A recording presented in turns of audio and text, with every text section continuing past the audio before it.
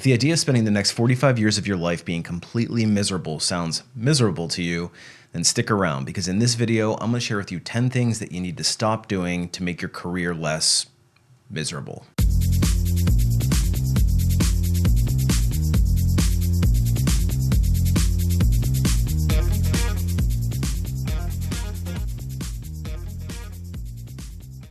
Hey everybody, it's Brian from A Life After Layoff, and today I want to share with you 10 things that you need to stop doing if you don't want to be miserable in your career. Now, for most of us, we spend 45 years or more grinding away toward a goal that seems so far in the future, and the idea of hating every minute of your career seems like an awful way to spend it. And so I personally don't choose to do that, and I've reclaimed control in my career.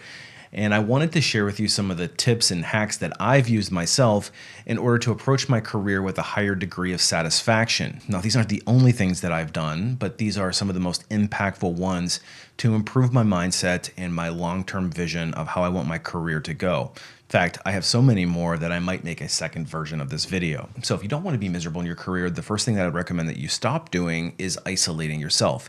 And this can be especially important for people who work in a remote setting, but more on that in a second. You have to remember that by our human nature, we are social creatures. We tend to crave interaction with other people. And there's a reason why when a baby is born, she's handed off to her mother in order to have that bonding, because at the very beginning of their life, they have human interaction.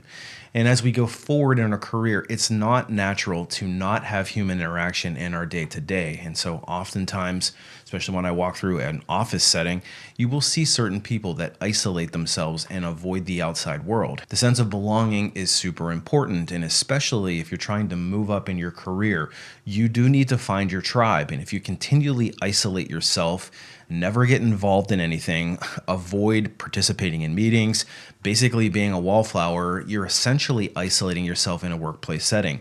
Now, if you're in a remote capacity, you're working away from the office, it can be particularly isolating because most of your interaction is going to be through a Slack channel or maybe an occasional Zoom meeting. But to me, the lack of a face-to-face element was one of the hardest things about working remotely. Now, fortunately for me, even though I am a remote employee, I have the benefit of having a family here, and sometimes it can get chaotic, but it is nice to be able to have that human interaction, to be able to bounce things off of my wife, etc. But if you're a remote worker and you don't have the benefit of having people in the house with you, it can be very isolating. And if you have an office nearby that you can actually go to, I would recommend that you do it, even if it's not your team that sits there.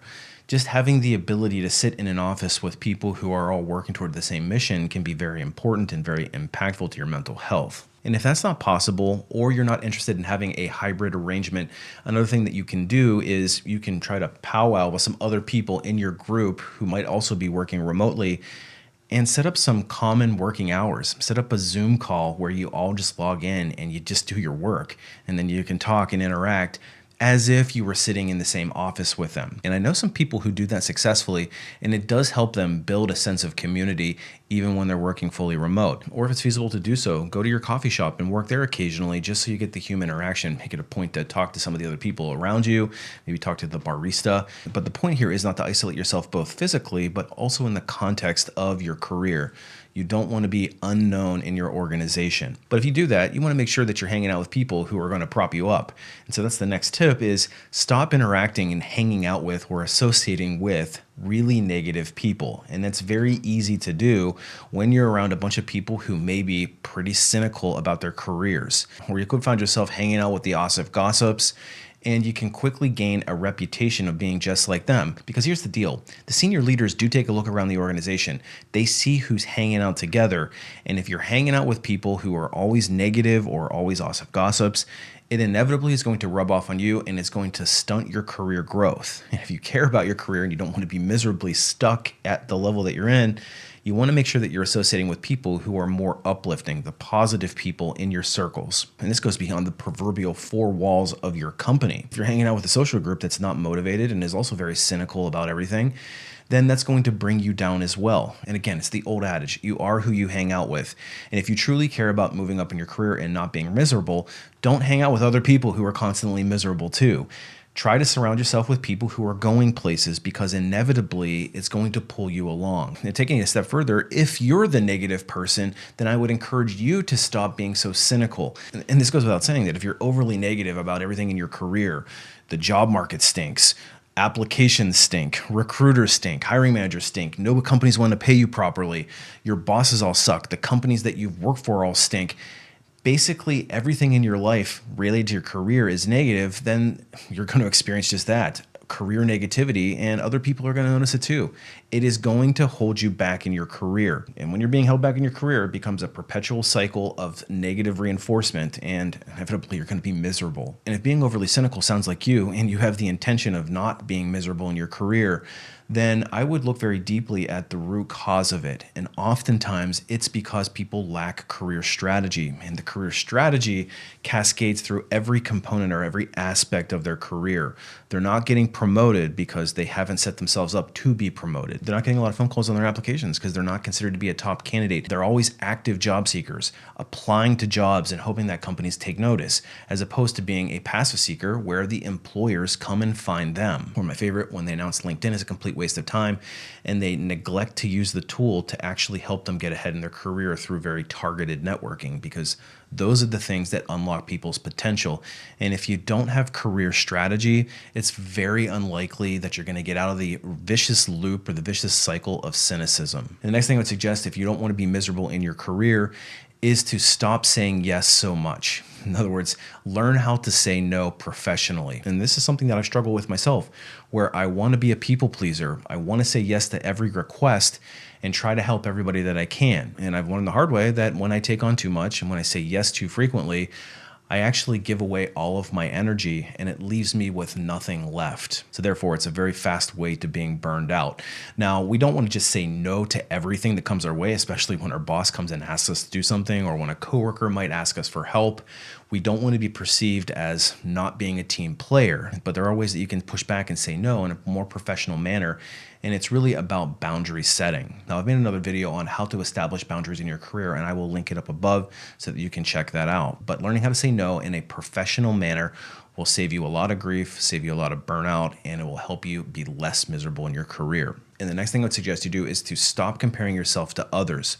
It is very easy to look around and see people who are progressing further than you in their careers, people that you graduated with and they've taken on titles that you haven't achieved yet, or this person got promoted and you haven't, or this person has this much money, or has gotten this salary, or has bought this house, or has this fancy car.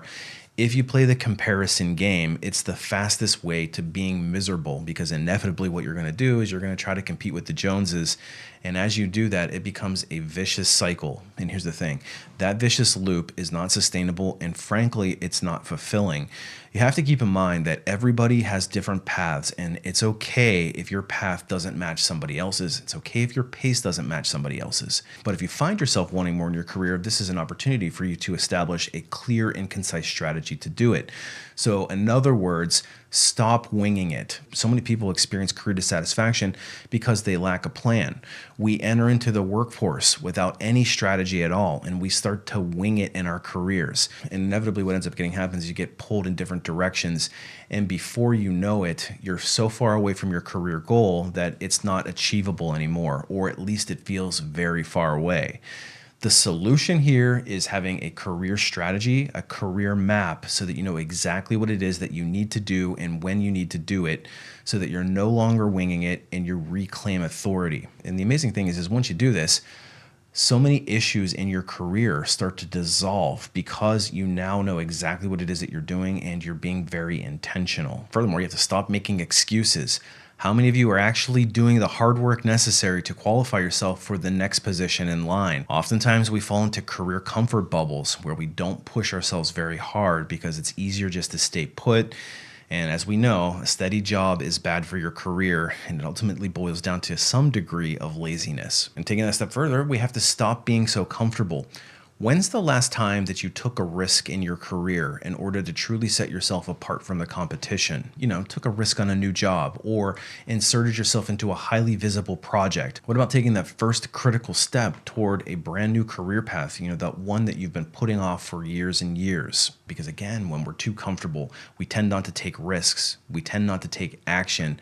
We tend not to put ourselves into positions for possible failure. And what I've noticed from talking to thousands of people is that those who move up quickly in their career almost always take some level of career risk at some point. When's the last time you left your career comfort bubble? And the next thing you need to do is stop holding on to the past. We've all had career trauma in some shape, form, or fashion. We've all had bad bosses. We've all had bad jobs. We've all had layoffs that were untimely. Some of us have been written up. Some of us have been fired. All of these things can contribute to career trauma, which then holds us back in our career for the other reasons that we just spoke about. My suggestion would be to learn from it, confront those feelings, whether it's failure or being passed by for promotion or whatever it may be, and then learn to transmute it and then let it go. That baggage is only holding you back, and one bad job or one bad boss does not define you and your career. And my final tip would be to stop allowing others to dictate your path for you, whether it's family or societal pressures that are pushing you in a certain direction, or it's a company that comes and taps you on the shoulder and sends you off in a direction that you didn't intend for. In other words, they take control of your career bus. We don't want anybody else in the driver's seat but ourselves if we want to reclaim control in our careers. And I keep on drilling back to this. The very best way to do that is to have a very clear strategy in mind of where you want to go. Because when you know where it is that you're heading and the steps in which to get there, that's the key to reclaiming control in your career and starting to act like the CEO. So those are the things that you should do if you don't want to be miserable in your career over the next 45 years.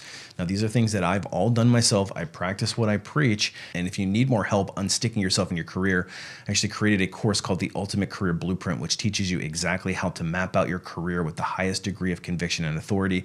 In other words, I teach you how to build strategy into your career. So hopefully you found this video to be helpful. It's all about reclaiming control and starting to act like the CEO of your career through purposeful intention. I am never the victim of circumstance.